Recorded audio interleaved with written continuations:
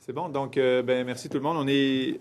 On est bien content. En fait, je viens de déposer un projet de loi qui vise à moderniser les institutions démocratiques, qui inclut 5 mesures en général. Tout d'abord, évidemment, les élections à date fixe.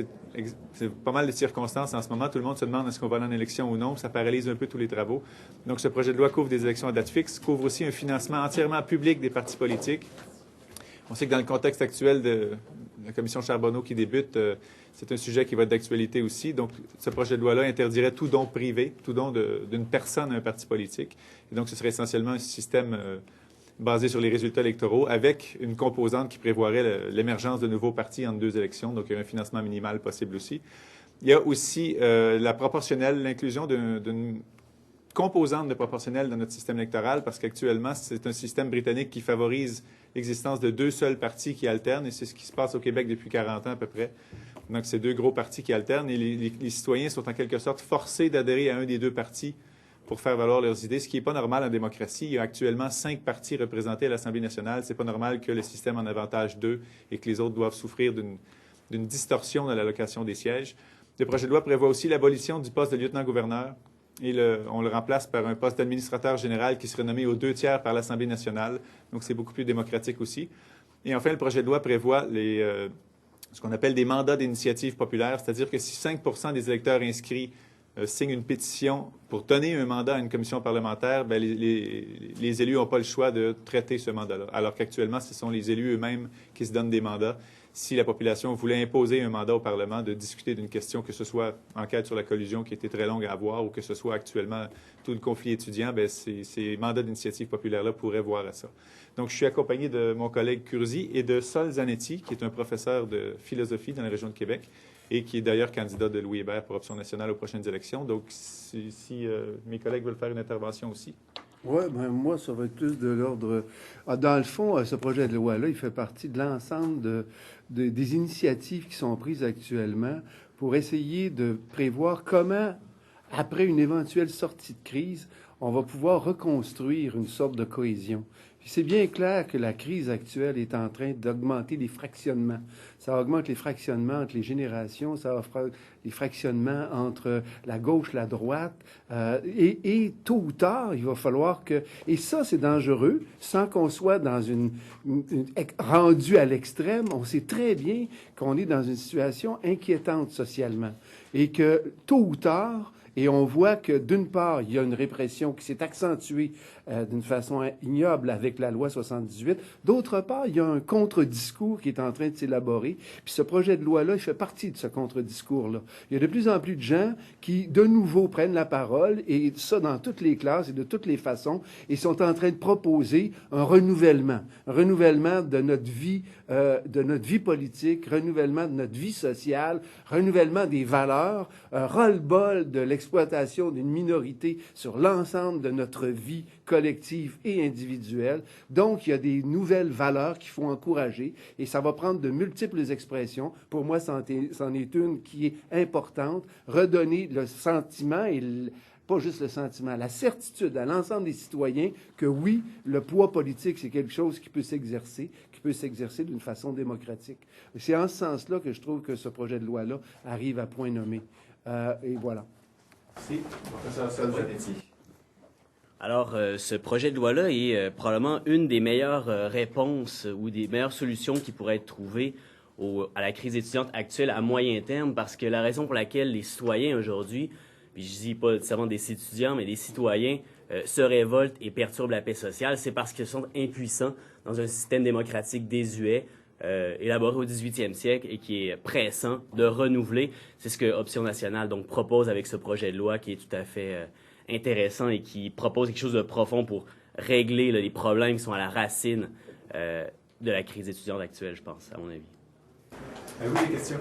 Oui, M. Hossam, c'est pas projet de loi, mais évidemment, vous venez directement toucher les arrestations hier, les arrestations en masse. Est-ce que vous pensez que c'est la façon pour le gouvernement de finalement essayer de croire qu'il va faire taire justement ce mécontentement qui est soulevé par la population? Si le gouvernement pense que ces arrestations de masse-là vont régler le conflit plutôt que de mettre de l'huile et encourager d'autres personnes à ressortir dans les rues pacifiquement ce soir, au risque peut-être même de se faire arrêter, je pense qu'il fait une très mauvaise lecture de la chose, ou il en fait une très machiavélique et il continue dans sa lignée. Mais c'est clair que ce n'est pas la solution. La solution, c'est de rouvrir les discussions et de régler le conflit.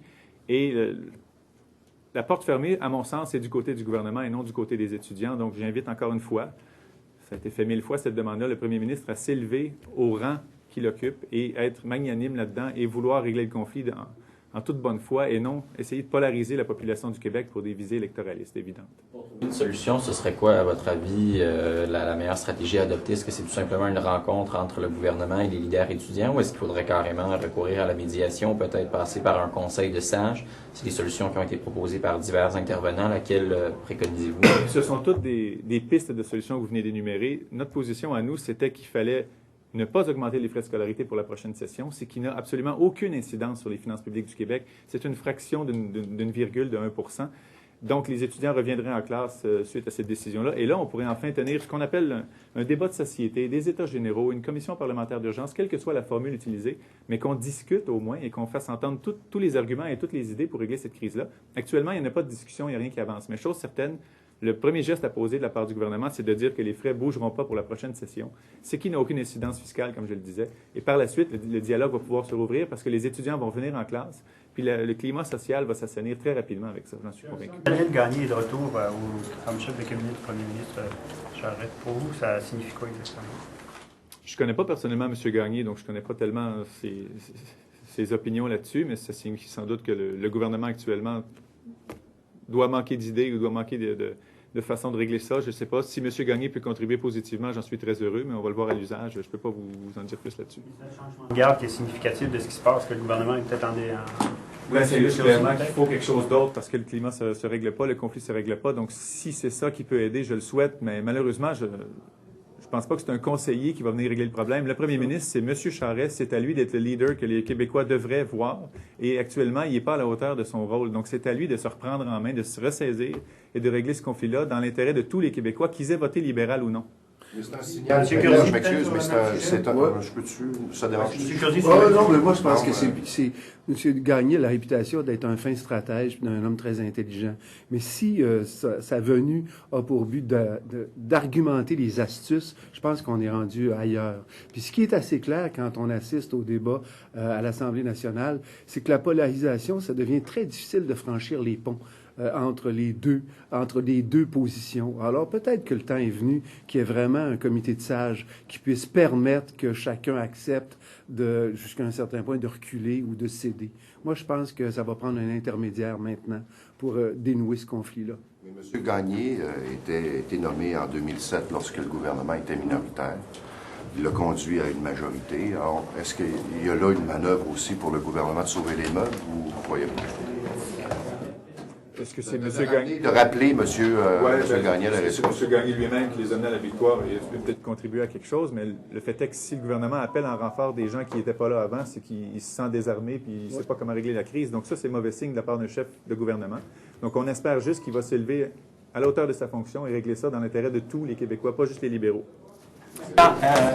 Moi, sur la question de la loi 78 et la répression, vous ne craignez pas que la répression va avoir un effet sur la mobilisation, sur les manifestants? C'est ça, si, par exemple, on embarque 10 des foules à chaque jour, à un moment donné, on va peut-être dissuader, justement, ça va avoir un effet. Là. La répression a un effet.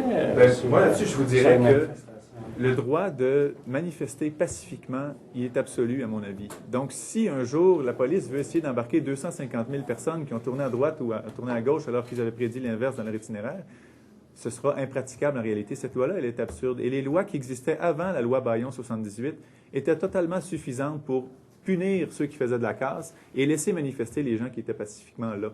Donc, cette loi-là est inutile et elle vient restreindre les droits de ceux qui le faisaient pacifiquement sans rien changer pour un casseur qui, de toute façon, ne va pas lire la loi avant de se demander s'il lance une roche ou non. Donc, c'est une loi qui est inutile et, j'en suis convaincu, est là pour polariser la population dans un pari électoral que le premier ministre fait. Et quand on joue comme ça avec la population, c'est ce que René Lévesque appelait prendre la population pour de la marchandise électorale. C'est absolument déplorable. Et donc, je ne suis pas le premier à le dire et ce n'est pas la première fois que je le dirai. Je ne pense pas qu'actuellement, Jean Charest mérite son poste de chef de gouvernement. Sur votre projet de loi, est-ce que vous allez chercher l'appui du Parti québécois, par exemple? Je pense qu'il y a certaines de vos propositions qui recoupent celles du Parti québécois. Il y a des propositions là-dedans qui recoupent celles de bien d'autres partis, en fait de tous les partis, sauf le Parti libéral peut-être, et qui sont déjà appliquées dans bien des pays du monde. Donc, c'est pas des nouvelles idées, c'est simplement qu'on est rendu là au Québec. Il faut appliquer ça pour assainir notre démocratie. Actuellement, c'est deux partis qui alternent. Les dates d'élection sont décidées par le chef de gouvernement qui, évidemment, choisit la date qui l'avantage. L'allocation des sièges au Parlement n'a rien à voir avec les votes exprimés. Donc, ce sont des réformes qui sont dues au Québec, qui sont urgentes à faire. Donc, je pense qu'au sein du caucus du Parti québécois, j'ai l'appui d'une bonne majorité des députés du Parti québécois. Chercher leur appui? Personnellement, j'en ai discuté avec plusieurs qui sont d'accord. Ce sera à eux de le dire publiquement ou non. Je pense qu'ils ont encore une ligne de parti et ils ont encore une dynamique spéciale dans les circonstances. Mais je sais qu'individuellement, au PQ, il y a beaucoup de gens qui aiment beaucoup ce projet de loi-là. Concernant le lieutenant-gouverneur, finalement, c'est un poste du gouvernement fédéral qui est constitutionnalisé, en quelque sorte. Comment on fait pour l'éliminer? Vous savez qu'il y a des précédents légalement, je dirais, au Québec. Quand on a aboli le Sénat au Québec, c'était aussi un changement assez profond et ça a été fait. Donc, si la volonté y est d'assainir la démocratie et de la moderniser, parce que c'est vraiment ce que le projet de loi vise à faire, on va le changer, ce poste-là. Un représentant d'une monarchie étrangère au Québec, je ne pense pas que ce soit une chose que tous les Québécois souhaitent. Donc, s'il faut faire des changements à des lois ou à une constitution pour faire ça, faisons-le. Mais une constitution est là pour le peuple et non l'inverse. Je ne pense pas que la Constitution soit un document monolithique qu'on ne peut plus jamais changer. Ce serait ridicule. Ça ne vient pas d'un extraterrestre, cette chose-là. C'est écrit pour et par le peuple. Donc, je pense que la décision de remplacer le poste de lieutenant-gouverneur par un administrateur général qui serait nommé aux 2/3 par les élus de l'Assemblée est une chose beaucoup plus démocratique que d'avoir un représentant de la reine ici. Merci beaucoup.